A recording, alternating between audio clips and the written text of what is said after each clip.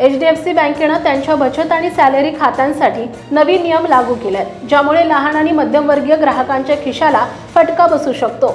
आतापासून रोख व्यवहारांसाठी म्हणजेच बँकेत रोख रक्कम जमा करणं आणि काढणं यासाठीचे नियम बदलले आहेत। पूर्वी दरमहा 2 लाख रुपयांपर्यंतचे रोख व्यवहार मोफत होते, परंतु आता ही मर्यादा 1 लाख रुपयांपर्यंत कमी करण्यात आली आहे। याशिवाय दरमहा फक्त 4 रोख व्यवहार मोफत असतील। जर तुम्ही यापेक्षा जास्त रोख रक्कम जमा केली किंवा काढली तर प्रत्येक वेळी 150 रुपये शुल्क भरावं लागणार आहे। हे बदल 16 ऑगस्ट 2025 पासून लागू झालेत। जर तुम्ही 1 लाख रुपयांपेक्षा जास्त रोख व्यवहार केला तर प्रत्येक 1000 रुपयांवर 5 रुपये शुल्क आकारलं जाईल, परंतु किमान 150 रुपये द्यावे लागतील। जर तुम्ही दुसऱ्याच्या खात्यात म्हणजेच थर्ड पार्टी व्यवहारात पैसे जमा करत असाल तर तुम्ही एका दिवसात जास्तीत जास्त 25,000 रुपये जमा करू शकतात।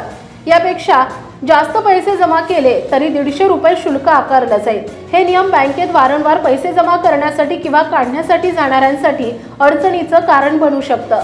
HDFCनं रक्कम ट्रान्सफरच्या शुल्कातही बदल केलाय।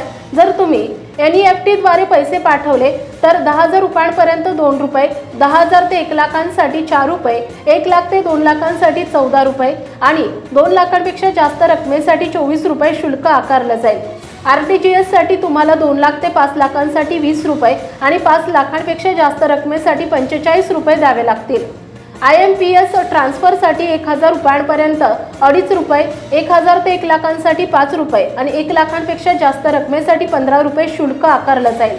चेकबुकचे नियमही बदललेत। आता बचत खात्यात वर्षातून फक्त 10 पानांचे एक चेकबुक मोफत मिळेल।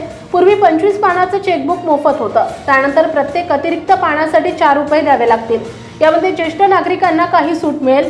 जर तुम्ही बॅलन्स सर्टिफिकेट, व्याज सर्टिफिकेट किंवा ॲड्रेस कन्फर्मेशन घेतलं तर यासाठी 100 रुपये शुल्क आकारलं जाईल। ज्येष्ठ नागरिकांसाठी ते 90 रुपये आहे।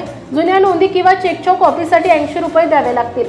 जर तुमचा चेक कोणत्याही कारणास्तव परत आला, जसे की पुरेशा निधी अभावी, तर पहिल्या वेळी 450 रुपये, दुसऱ्या वेळी 500 रुपये आणि तिसऱ्या वेळी 550 रुपये शुल्क आकारलं जाईल। ज्येष्ठ नागरिकांसाठी हे शुल्क थोडं कमी आहे, तथापि IPIN रिजनरेशन आता मोफत करण्यात आलंय। पूर्वी त्याची किंमत 40 रुपये होती। या नवीन नियमांचा परिणाम त्या ग्राहकांना जास्त होईल जे वारंवार बँकेत येतात आणि रोख व्यवहार करतात। जर तुम्ही देखील HDFC ग्राहक असाल तर तुमच्या खर्चाकडे आणि व्यवहाराच्या सवयींकडे लक्ष द्या, जेणेकरून तुम्ही अतिरिक्त शुल्क टाळू शकाल।